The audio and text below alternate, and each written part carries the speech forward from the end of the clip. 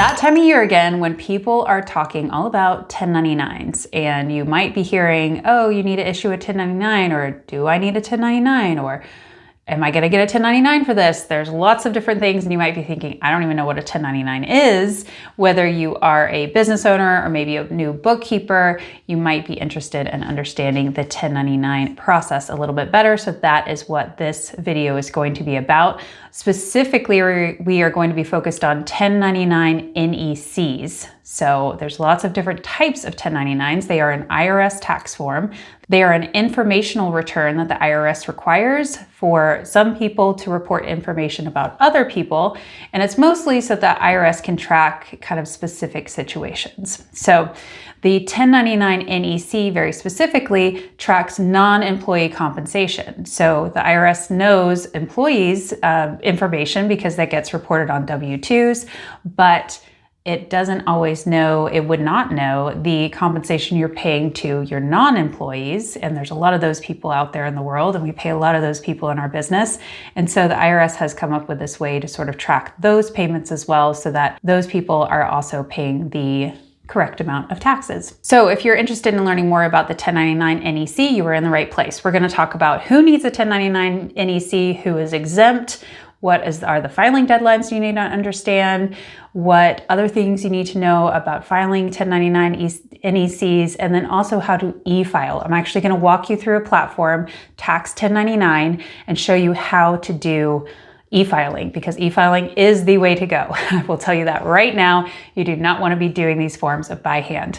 Okay, so today's sponsor is Tax 1099. They are an online platform where you can file all sorts of tax forms, not just 1099s. I will show you that in a little bit, but they make it easy for you. And as I've been testing this out, I've just figured out it's super easy to use. I will be using it for my Clara Media business to fill out the 1099s that I'm going to need to deliver this year. So really excited to show that platform to you. It is low cost and easy peasy, and I think it's just a great solution for a lot of people. So thank you to Tax 1099 for sponsoring this video. They have made a discount code available for anybody who signs up after watching this video. So you can go to financialtechlab.com/tax1099, and then in the code, when you go to checkout, TechLab15 to get 15% off your order. So let's get back into more information about 1099 NECs. So for the remainder of this video, whenever I say 1099, I actually mean 1099 NEC as I'm talking about it, just to make sure we're all on the same page here, and also to save me a little bit of tongue twisters. All right, so who needs a 1099? A 1099 NEC, remember, is going to be for non-employee compensation. So we need to think about anybody who's provided services to your business during the year. Now, this can be a company that's provided services, like maybe a cleaning company that's come into your business and cleaned once a week, or it could be an actual individual, like maybe you hired a unique graphic designer and you just paid that person directly, or maybe even a photographer and it was a friend of a friend and you just gave them some cash. All of those types of things, if you have reported them as a business expense, then you need to deliver or consider delivering a 1099 to them. Now, there are going to be some thresholds we're going to talk about. So the first threshold that I want you guys to consider, so you've already thought about all those people that you've paid and you've maybe started a list. The next threshold is, did you pay them more than $600 in cash, check, ACH, or a very similar payment? Okay. Now, if you've paid somebody over $600, but you paid them on a credit card, let's say your graphic designer sent you an invoice and it accepted credit cards, that invoice was for $3,000. If you paid that with your credit card, then you do not have to issue them a 1099. Now, the reason for that is that they are getting a different kind of 1099 from the credit card company. So since they already are getting that 1099 and that income is going to be reported on a different type of report, you do not need to report that. Now, if that graphic designer, the bill was $540 and you paid them with a check, that also does not need a 1099 because it's under that $600 threshold. Okay, so you want to think about, like, did they provide services? Was it over $600? Did you pay them in cash? If all of those things are correct, then we go into the next filter. What entity type is it? Because you need to issue a 1099 to non-corporations, okay? So sometimes this gets confused where we just say like, oh, to individuals or small businesses, then you issue a 1099. But that is not the case because it's really about what is their tax entity type, and that helps us filter out the more people we do not need to give a 1099 to. Any individual or business that you have paid that is not a corporation would need a 1099. So the way we know whether they're a corporation or not is we ask any vendor that we've done services with to fill out what's called a W-9 form. This is a request for information from one requester to the recipient.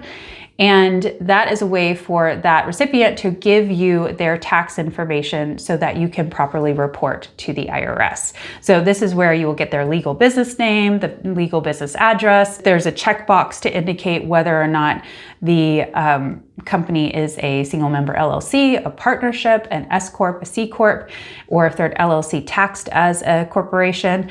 And that box is going to be what you will look at to determine, are they a corporation or are they not a corporation? So if they have that C Corp box checked, the S Corp box checked, or if they have the box check that says LLC, and then over on the side it says S or C, then you do not need to issue them a 1099. So let's just, kind of go back. If let's say they provided services to you, it was over $600, you paid them with a check, but then you find out that they are a C Corp, you do not need to issue a 1099. All those things would be indicators of yes, yes, yes, but then because of that, it's a no. Okay, now there is one important exception to this, and that is if you paid for legal services.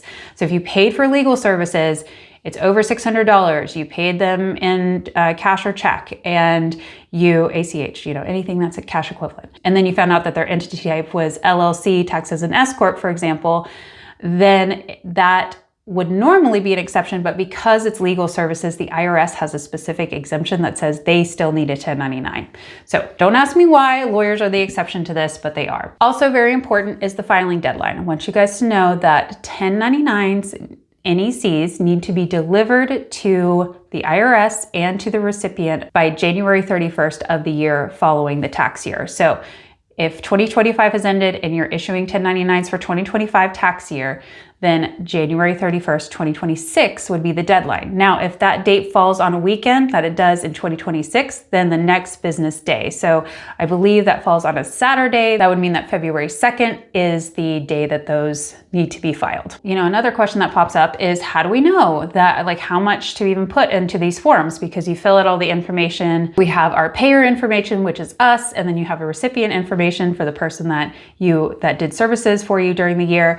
But you might need to know, well, I don't know how much to pay them. And that is where your accounting system comes in. So you would need to look through your accounting system to find how much you've paid those individuals throughout the year. Now, I've done other videos in the past about how to search for that. So I'm not going to talk about that in this video, but you can essentially go through your P&L, look at specific accounts that that services were coded to, and then you can kind of do a deep dive research into understanding that. Now, QuickBooks has tools for that as well, where along the way you can mark things as track for 1099 payments, and they have a way to kind of search for 1099 payments, but I always recommend kind of doing a manual search as well if possible. All right, so how do we file these forms? The answer is to e-file. Now, there's lots of different ways you can e-file. Sometimes you can do it through your accounting system oftentimes. Sometimes the fees on that are a little high, so you want to check that out depending on how many that you have. And then sometimes your payroll provider can do that, so you can think about that. You can, if it's less than 10, you can do them on paper, and you can actually fill out forms yourself if you want to. But the IRS is requiring anybody that has 10 or more 1099s to e-file them. And honestly, there is no way I would do paper forms ever again. First of all, you have to find them, and then you have to do them manually. It takes tons of time, and it's actually a real pain in the butt to be able to do that, even if you're trying to print them off a printer. Do not do that. It is going to be more expensive, and it's going to take you a ton of time. e-filing is the way to go. There's also lots of services you can use for e-filing, and I want to show you today Tax 1099. So this is a platform that I have explored and used, and I think it's a really great solution for e-filing. And then it does the 1099 forms, any 1099 form you need, but then it also does other IRS forms as well. So if you ever need access to be able to file another IRS form, that chances are Tax 1099 has it for you. So I'm gonna hop into Tax 1099 right now, and I'm gonna show you guys the platform and how to e-file a 1099 NEC. Okay, so before we hop into the platform, what I wanted to show you real quick was this is just like an estimate. So let's say I have 10 forms. This will show you pricing. So before you get in somewhere and you are trying to figure out how much it's going to cost, I love that Tax 1099 tells you exactly how much it's going to be. The more forms you have, so for 10 forms, it's $2.99 each. If I had 100 forms, they're $2.44 each. If I had 1,000, they're even cheaper. Okay, so if you run a tax firm, for example, it might make sense for you to use something like this when you get that volume. It makes a lot of sense. So I only have a couple to do every year, but still, if I have 5, $2.99. So inexpensive. All right, so I'm gonna sign in here. I've already created an account here, but when you first get set up, it's very easy. There's just about like 30 seconds of setup. You put your company name in there, and then you say what accounting system that you're using. So very, very simple here. So when you're on this dashboard, when you first set up an account, what you're gonna do is you're gonna go over here to e-file and start e-filing now.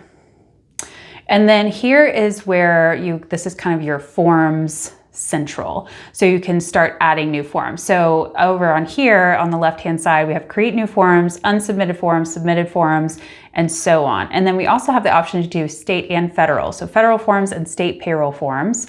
And then we have prior tax years, even next tax year. So we're in 2025, so I'm going to select that. It's already pre-selected for me, which makes it easy. And then here is a list of all of the tax forms that we could do. So many. I don't even know what some of these are. I've never even seen some of these before. But the most popular one, and the one that we're talking about in this video, is 1099 NEC. Go ahead and select that. And then the way that they kind of have this filled out is that it looks very similar to the actual form. If you find the actual form, it's going to kind of be set up in a very similar way. So they've got a lot of different options to get information in here. So you can just do, populate the information one at a time. There's also an option here to import bulk data. So they have a template that you can download. I can show you guys that real quick. Here is the template. And I believe that everything that's highlighted in red is required.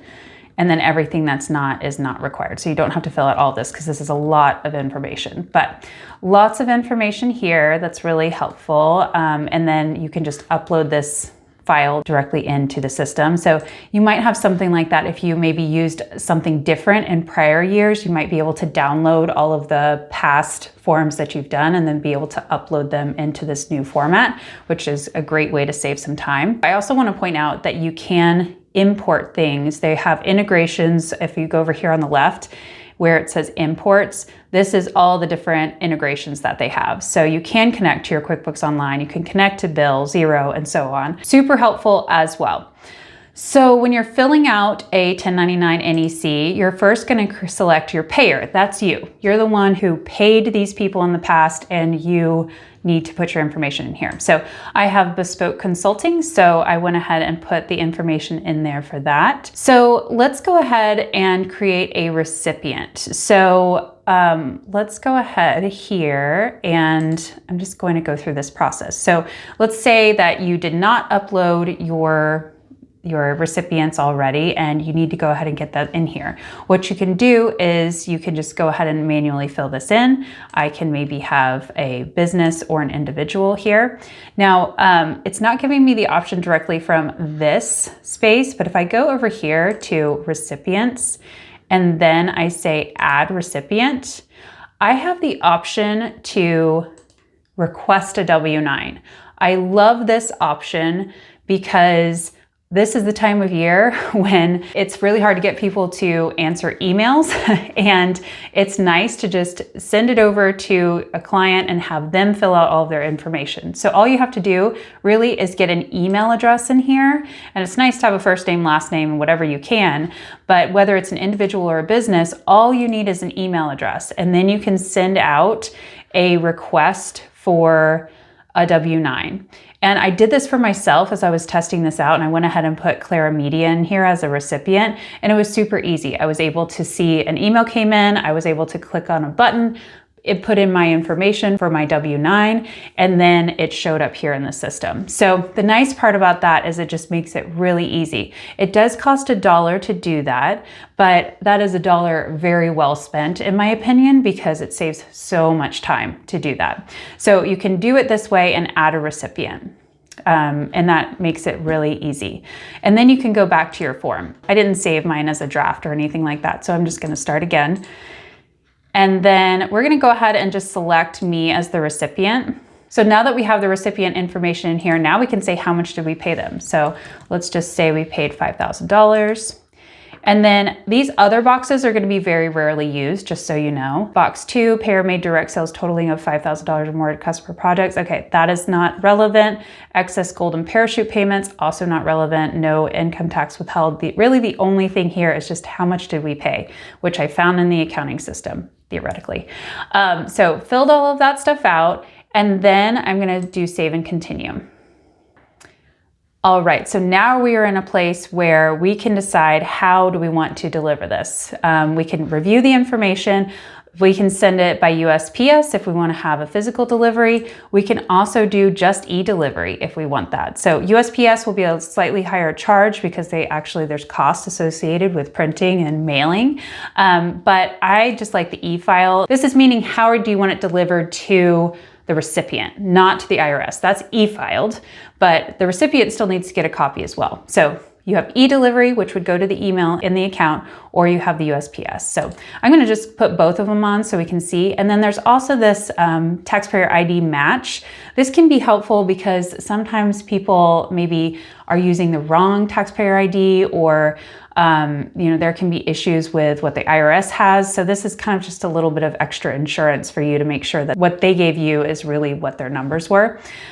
So we're going to go ahead and, you can do that or not do that. I think that's an add-on. Let's see. So when you're ready to submit and you've reviewed everything and you feel good, you'll select anything that you want to on this left-hand side. So I want to submit this form, and then I'll go to submit for this payer. Now, I'm not actually going to do this because I do not want to actually submit this to the IRS because this is a fake company and they did not pay me $5,000. And so I'm not actually going to go through that part of this, but I want to show you kind of what the billing breakdown is going to be here. So again, because we're in this low volume of form, my per form cost is $2.99. This situation, the mailing fee is $1.90, e-delivery fee is 25 cents, and then the TIN verification is $1. So, really low dollar amounts when you think about like what work this could be taking off your plate. So I really like that. So for this one to be submitted, I'm paying just over $6, and that's kind of with all the bells and whistles of the USPS and the mailing fee. Now, when I'm doing this for my business, I tend to only do e-delivery just because I feel like mail, people are not always paying attention to their mail anyway. So that is just a personal choice, what you feel comfortable with, and then you can go ahead and pay now. So once it is submitted, it will be here in your submitted forms, and you will be able to go back and look at that at any point in time. And then the nice thing too is once you've created your account and you start to accumulate your recipients, you can use those same recipients next year too. So the first year that you do this, it's going to take a little bit more getting those recipients into the system, but then every year your process is just going to get smoother and smoother. You'll have a few people maybe new to add every year, but it's going to be easier every single year that you use the platform. So that is Tax 1099. To talk specifically about the 1099 NEC process, again, they do a lot more than that. So if you are filing tax forms on a regular basis, definitely check out Tax 1099. And if you're not doing it and you just need to do it for 1099s, also a really fantastic solution. So in order to, remember, get that 15% discount that we talked about, go to financialtechlab.com/tax1099. And then when you're checking out, you can put in TechLab15 to get 15% off your order. All right, well, hopefully this has been really helpful for you guys. Again, e-filing is the way to go because it's just gonna save you so much time and so many headaches. And I just wanna wish you guys the best 1099 season possible. And I hope that it's very smooth with these new tools that I've introduced. All right, well, thank you so much for being here, and I will see you in the next video.